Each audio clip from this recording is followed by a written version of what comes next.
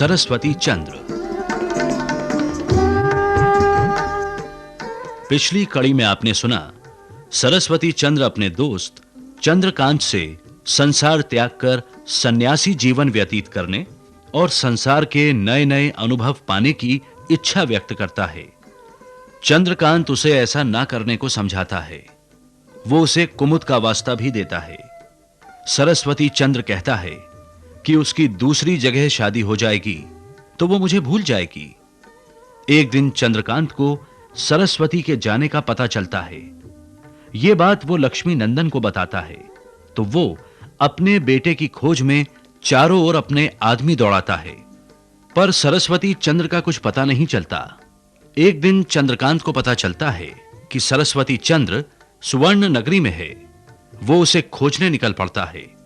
विद्या चतुर कुमुद की शादी सुवर्ण नगरी के अमात्य बुद्धिधन के बेटे प्रमादधन से कर देता है। तो आइए सुनते हैं इससे आगे धारावाहिक सरस्वती चंद्र की छठी कड़ी में।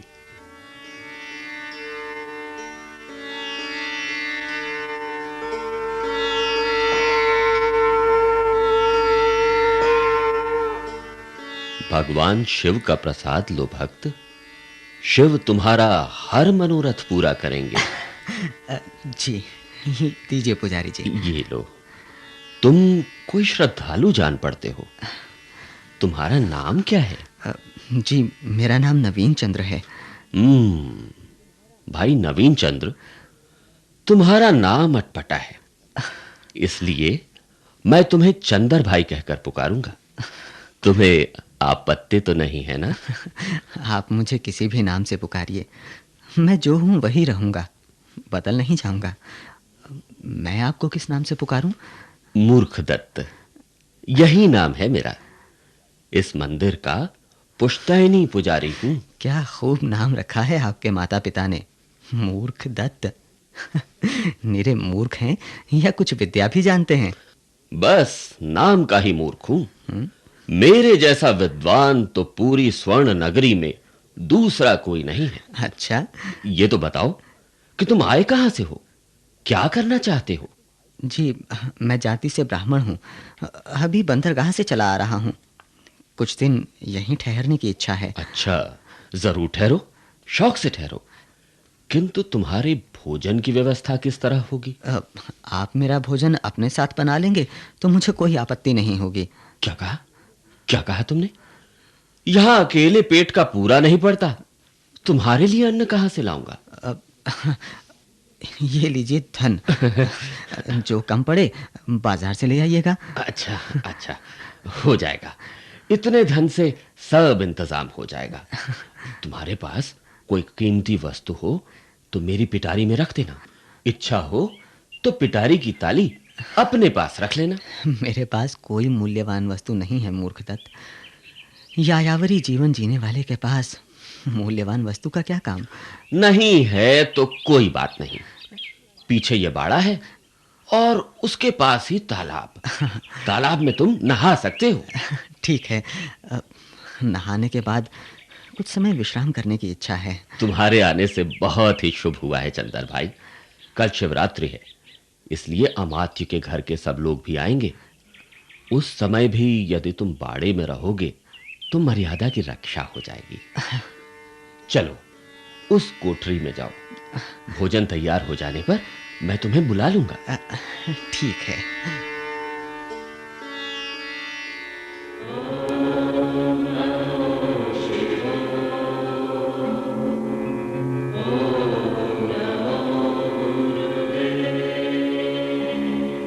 आइए आइए पधारिए। शिव मंदिर में आप लोगों का स्वागत है। पुजारी जी, पूजा का थाल लीजिए और भोले शंकर के चरणों में अर्पित कर दीजिए। लाओ बहन, लाओ, दो ये लीजिए।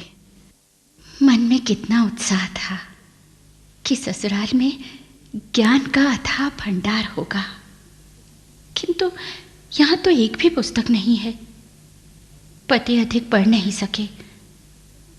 मेरी साहित्य की पुस्तकों की प्यास का क्या होगा? क्या अब मुझे प्यासा ही रहना पड़ेगा?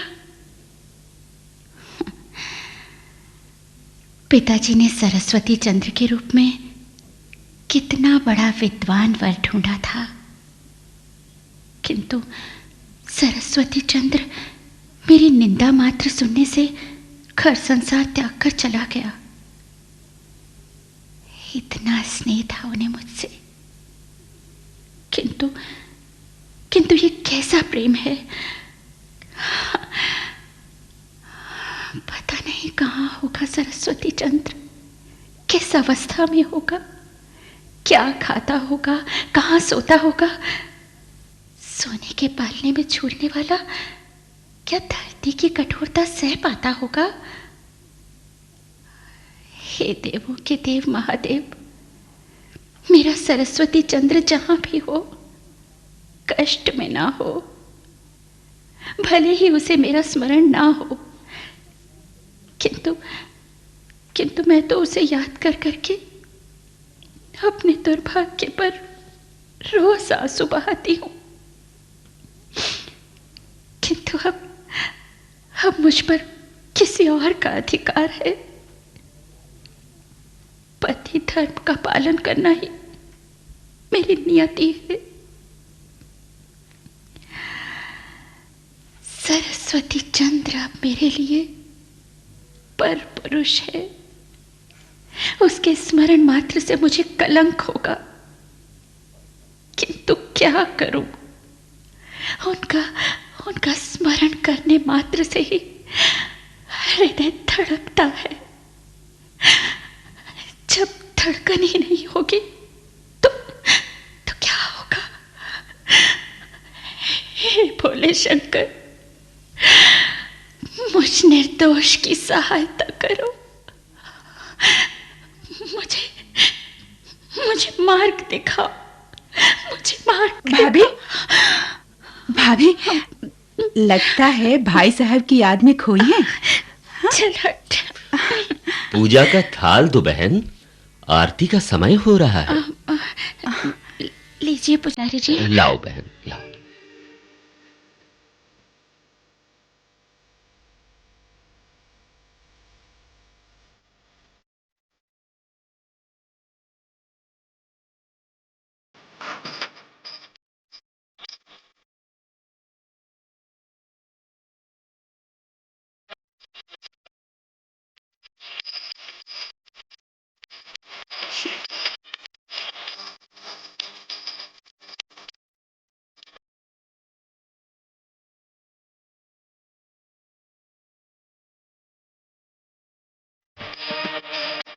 एकानन चतुरानन पंचानन राधे।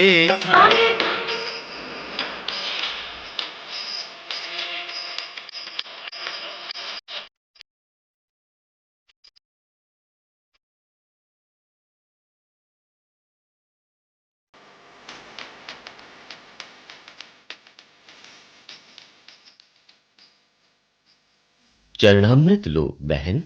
दीजिए पुजारी जी। अ, तुम भी लो। जी दीजिए। बहन, बहन, आपके पिताजी आ रहे हैं। उनके साथ राणा जी भी हैं। भाभी, अब हम क्या करें? वापस तो लौटा नहीं जा सकता। तुम दोनों बाड़े में जाओ, मैं दरवाजे पर ताला लगा दूंगा जी।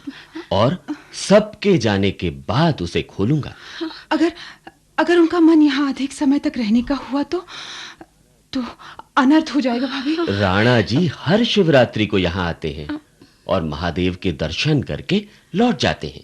अधिक समय तक तो कभी नहीं रुके। पुजारी जी, कोई ऊंच नीच हो तो तुम ही संभाल लेना। तुम चिंता न करो बहन, मूर्ख दत्त के रहते तुम दोनों पर कोई आंच नहीं आ सकती है। भगवान शिव तुम्हारा कल्याण करेंगे। भाभी, जाओ, बाड़े में जाओ। चलो भाभी, आ जाओ। चलिए दीदी, चलिए। मारा गया। बाड़े में तो कल आया अतिथि है, इस बात का तो मुझे ध्यान ही न रहा। अब क्या होगा? एक अजनबी को देखकर दोनों का क्या होगा? अतिथि पर क्या प्रतिक्रिया होगी? कुछ गड़बड़ तो नहीं होगी? हे डमरू वाले, अब तुम ही बचा सकते हो।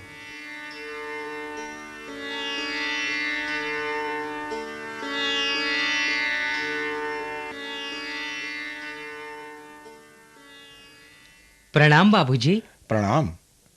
मैंने तुझे पहचाना नहीं बेटे। कौन हो बेटा? मैं सरस्वती चंद्र का बाल सखा चंद्रकांत हूँ। इस समय बंबई से सीधा आपके पास आ रहा हूँ। अच्छा अच्छा, घूमने फिरने आए हो या कोई काम है मुझसे? मैं अपने मित्र सरस्वती चंद्र को तलाशने का प्रण लेकर निकला हूँ। मुझे आपसे मदद मिलने की आशा है बाबूजी। बेटा चंद्रकांत, संसार में कहां-कहां तलाशता फिरेगा उसे। वापस लौट जा बेटा। जब उसे आना होगा तो खुद वापस आ जाएगा। मैं संसार भर की यात्रा करूंगा बाबूजी। मित्र की तलाश में दर-दर की ठोकरें खाऊंगा, लेकिन सरस्वती चंद्र को लिए बिना वापस लौटकर नहीं जाऊंगा। यह मेरा अटल संकल्प है बाबूजी। बेटा, तू उत्साही और कर्मशील है चंद्रकांत। तेरे जैसे युवक कभी असफल नहीं होते। बता बेटा, मैं तेरी क्या मदद कर सकता हूं? बाबूजी, पता चला है कि सरस्वती चंद्र इन दिनों स्वर्ण नगरी में है। क्या क्या कहा बेटा तूने? स्वर्ण नगरी में? हाँ बाबूजी। तुझे पक्की खबर है बेटा? बिल्कुल पक्की। हे भगवान, ये कैसी लीला है तेरी। सरस्वती चंद्र स्वर्ण नगरी पहुंच चुका है, कुमुद सुंदरी भी वही है। अगर दोनों का आमना सामना हो गया तो क्या होगा? क्या क्या कुमुद सुंदरी का ब्याह स्वर्ण नगरी के वर के साथ हुआ है बाबूजी? हाँ बेटा, वहां के अमात्य बुद्धिधन का पुत्र प्रमादधन मेरी फूल सी बच्ची कुमुद सुंदरी का वर है। ओह, तो ये बात है। हाँ बेटा। हो सकता है कि दोनों एक दूसरे से परिचित हो चुके हों, भले ही दोनों में परिचय वाला व्यवहार ना बना हो। अब बेटा, होने को भला कैसे टाला जा सकता है? जी, होनी तो होकर रहती है। जो होगा सामने आ जाएगा। बाबूजी, आप स्वर्ण नगरी के अमात्य के नाम एक सिफारिशी पत्र लिख देंगे तो मुझे वहां होने वाली असुविधा का सामना नहीं करना पड़ेगा। हाँ हाँ बेटे, क्यों नहीं। बड़े अच्छे अवसर पर आया है बेटा तू। एक सप्ताह बाद मेरी धर्मपत्नी भद्रेश्वर के मंदिर में दर्शन करने जा रही है। हो सका तो मैं भी चलूंगा। मनहरपुरी में मेरे पिताजी और माँ रहती हैं। वहीं पर हम कुमुद सुंदरी को मिलने के लिए बुलवा रहे हैं बेटा। तुम हमारे साथ चलो। जी। मनहरपुरी से कुमुद सुंदरी के साथ स्वर्ण नगरी चले जाना। हाँ बाबूजी, ये ठीक रहेगा। हाँ बेटा, चल।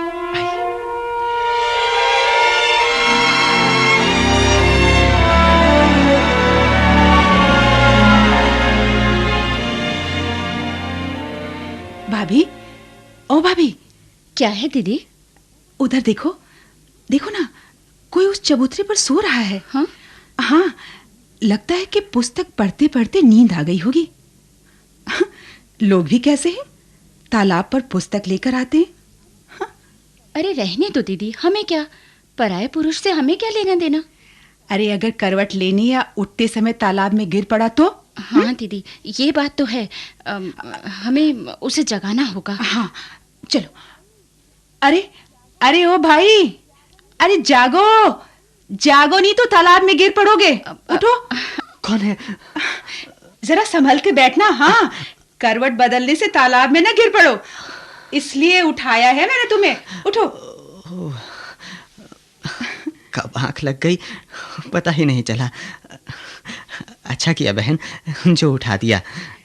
तुम कौन हो भाई? यहाँ के तो नहीं लगते। सभी मुझे नवीन चंद्र के नाम से बुलाते हैं। मैं दूर देश से आया हूँ। इस मंदिर में मानसिक शांति का आभास हुआ, सो यहीं रुक गया। आप लोग कौन हैं? मेरा नाम अलग किशोरी है और ये है मेरी भाभी। हम दोनों शिवरात्रि पर भगवान के दर्शन करने आए हैं। भाभी? हाँ। अरे ये तो कुमुद है। अरे भाई, तुम मेरी भाभी को देखकर चौंक क्यों गए? नहीं नहीं, कुछ नहीं। अच्छा, अब मैं चलता हूँ।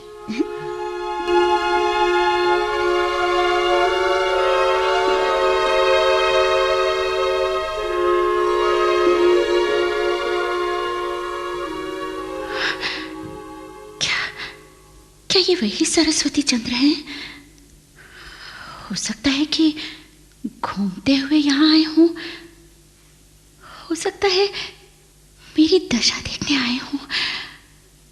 नहीं नहीं, वो इस तरह मेरे दुख का उपहास करने वाले नहीं हैं। लगते तो वही हैं। दाढ़ी और बाल बढ़ गए हैं, चेहरे की चमक लुप्त हो गई है। होंगे, मेरा अब उनसे नाता ही क्या है? वो हो या कोई दूसरा, क्या फर्क पड़ता है?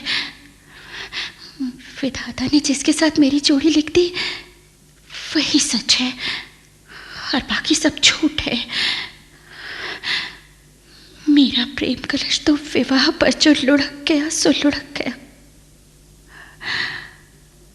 लेकिन वो अगर यहाँ रहे तो उनकी विधवता छिपी नहीं रहेगी। इस अशिक्षित प्रदेश में कभी ना कभी उनका निर्झर फूटेगा ही। नहीं नहीं, इतना संबंध भी बुरा है।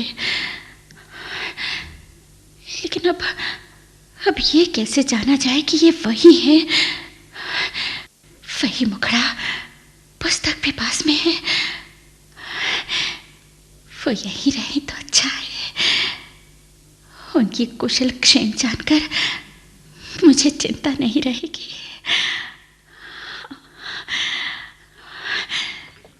भाभी, भाभी देखो ना, यहाँ तो रंग बिरंगे विभिन्न प्रकार के फूल खिले हुए हैं। कहिए भाभी, कौन सा फूल लेंगे आप? जो भी फूल आप देना चाहें। देखिए भाभी, हर बात का ऐसा ही जवाब देंगी तो कठिनाई होगी। हाँ, जब आपके दिए हुए भाई को ले लिया तो ऐसा क्यों कहती हैं आप? तो लीजिए, ये शिफालिका लीजिए, आपके ही जैसा है, कोमल और आपके ही जैसा रंग वाला है। ये लीजिए। आपने ये फूल तो दे दिए, पर ऐसे फूलों की वेणी गूंथ कर दीजिए ना, मुझे जूड़े में पहननी है। देखिए ना, ये बसंत के दिन है और बसंत के समान आप भी तो नहीं है भाभी। देखो, उस फूल का हार बनाकर आपके पलंग के चारों ओर बांधूंगी। हाँ, और गुलाब के फूल गूंथकर बेड़ी बनाऊंगी मैं आपके लिए।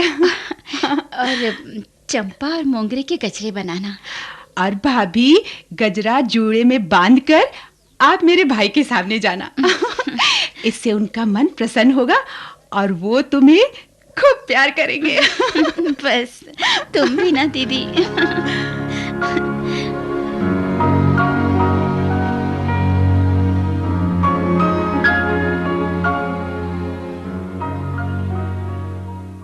राणा जी तो चले गए।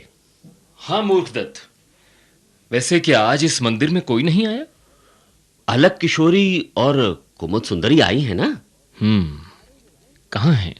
बाड़े में हैं इस वक्त दोनों। राणा जी के आने के कारण ताला लगा दिया था। आइए, मैं आपको उनसे अभी मिलवाता हूं।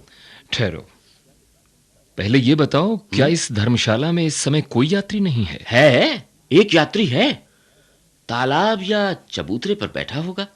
ठीक है, चलो चलिए, आइए। ये रही अलक और कुमुद। प्रणाम बाबूजी। सदा सौभाग्यवती रहो। तुम्हारे हाथ में ये पुस्तक कैसी है अलक किशोरी? पिताजी, किसी की ये पुस्तक उस चबूतरे पर पड़ी हुई थी, मैं उठा लाई। अपनी धर्मशाला में ठहरे हुए उस यात्री की पुस्तक है ये। वो ढूंढ रहा होगा। मैं उस यात्री से मिलना चाहता हूं। उसे बुलाकर तो ला मूर्खदत्त। अभी बुलाकर लाता हूं। अपनी भाभी का ख्याल रखा कर अलक किशोरी। जी पिताजी। अभी इसका मन स्वर्ण नगरी में नहीं लगता होगा। बाबूजी, जिस घर में पिता समान वत्सल ससुर हो, माँ समान ममतामयी सास हो, बहन समान करुणा की देवी ननद हो, ऐसे घर में मेरा मन सहज ही लग गया है। ये तो तेरा बड़प्पन है कुमुद, जो तूने हम सबको इतना मान दिया। फिर भी तुझे पीहर की याद तो आती ही होगी। पिताजी, स्वजनों की याद आना तो स्वाभाविक है, किंतु ससुराल के प्रति अपने कर्तव्यों के सामने इसकी कोई अहमियत नहीं है। प्रणाम अमात्य। प्रणाम। आपने मुझे याद किया? हाँ, तुम कहाँ के रहने वाले हो और यहां किस प्रयोजन से आए हो? हम जानना चाहते हैं कैसे आना हुआ। जी, मैं बंबई की ओर से आ रहा हूँ। रियासतों को प्रत्यक्ष देखना ही मेरा उद्देश्य है। तुम बंबई में कुछ काम करते हो? कहा जाता है कि अन्नपूर्णा किसी को भूखा छोड़कर नहीं सोती। मैं इसका अनुभव करना चाहता हूँ। पहले विद्यार्थी था, अब अनुभव की खोज में निकला हूँ। तुम तो बड़े विचित्र आदमी लगते हो। ये संसार ही बड़ा विचित्र है अमात्य। अनुभव की आंखें सदा सजीव और निर्जीव वस्तुओं में विचित्रता के दर्शन करती हैं। ऐसे में आपका यह प्रश्न तनिक भी अस्वाभाविक नहीं है। परंतु तुम सब प्रकार के अनुभव किस प्रकार ले सकते हो? मैं बिना बोले देख सकता हूँ, कान से सुना मन में रख सकता हूँ, स्वयं किसी रंग में रंगे बिना सब रंग देख सकता हूँ। तुम तो कोई विद्वान जान पड़ते हो। कुछ पढ़े लिखे भी हो? जी, अंग्रेजी और संस्कृत का थोड़ा बहुत ज्ञान है मुझे। अच्छा, तुम्हारी जाति क्या है? जी, आपकी ही जाति का हूँ। अच्छी बात है। जब तक यहाँ रहो, भोजन हमारे यहाँ करना। जी, ऐसा करने से तुम्हें कोई आपत्ति तो नहीं? अमात्य, आपका इतना बड़ा स्नेह तो कोई मूर्ख ही ठुकरा सकता है। तो ठीक है, रात्रि के भोजन के समय हमें तुम्हारा इंतजार रहेगा। जी, अब मैं चलूं? हाँ। प्रणाम। जीते रहो।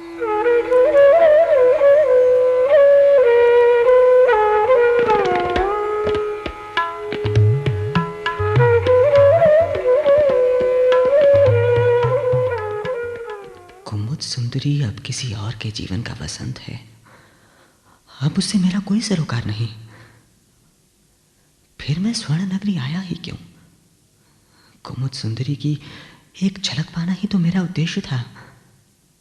शायद कुमुद मुझे इस नए वेश में नहीं पहचान पाई। शायद पहचान गई हो, किंतु अपने पतिव्रत धर्म का पालन करने के कारण ही प्रत्यक्ष प्रकट ना किया हो। तो क्या मेरे यहाँ आने से कुमुद के समक्ष धर्म संकट उत्पन्न हो सकता है? शायद हाँ। तो क्या मुझे यहाँ से चले जाना चाहिए? किंतु अमात्य का स्नेह, क्या उसे ठोकर मार दूं? नहीं, ऐसा नहीं हो सकता। पर क्या जरूरी है कि कुमुद सुंदरी ने मुझे पहचान ही लिया हो? लगता तो नहीं है।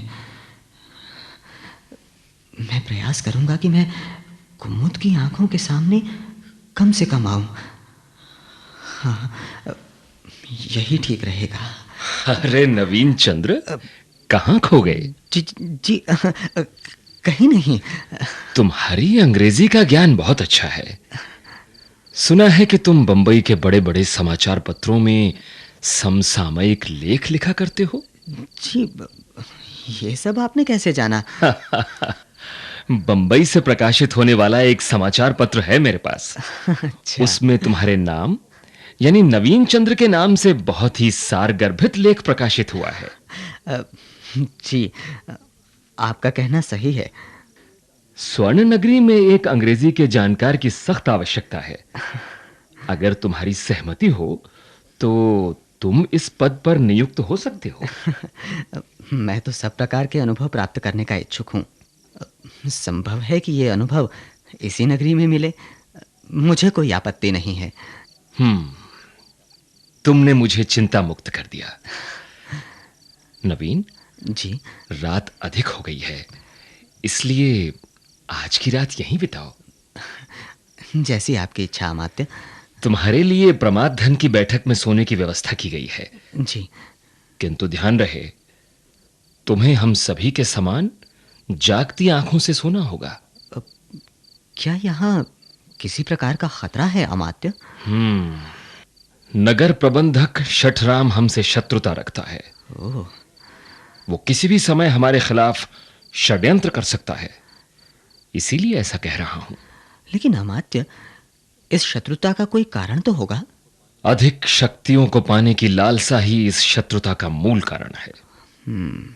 नवीन, अमात्य होने के साथ साथ मैं इस नगर का प्रबंधक भी होना चाहता हूं, जबकि प्रबंधक शठराम ऐसा नहीं चाहता। इसलिए वो हमेशा शत्रुता रखता है। ठीक है, आप चिंता ना करें, मैं सोते हुए भी अपनी आंखें खुली रखूंगा। ठीक है।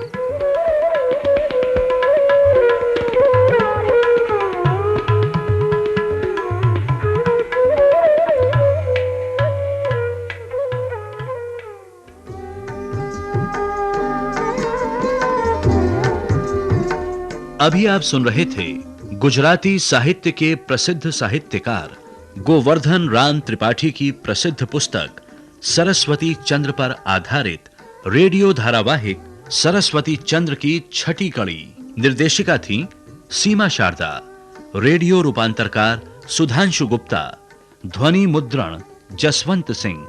भाग लेने वाले कलाकार थे केदारनाथ, राजेश कंबोज, वीपी कालरा, मनोज भटनागर, दिनेश वर्मा, ललित, लोकेश, नीरज शर्मा, अमिताभ वर्मा, तहसीन, रजनीश कुमार शर्मा, मंजू मैनी, गीता वर्मा, सरिता भाटिया, सादिया, दीपा रॉय और हर्ष बाला।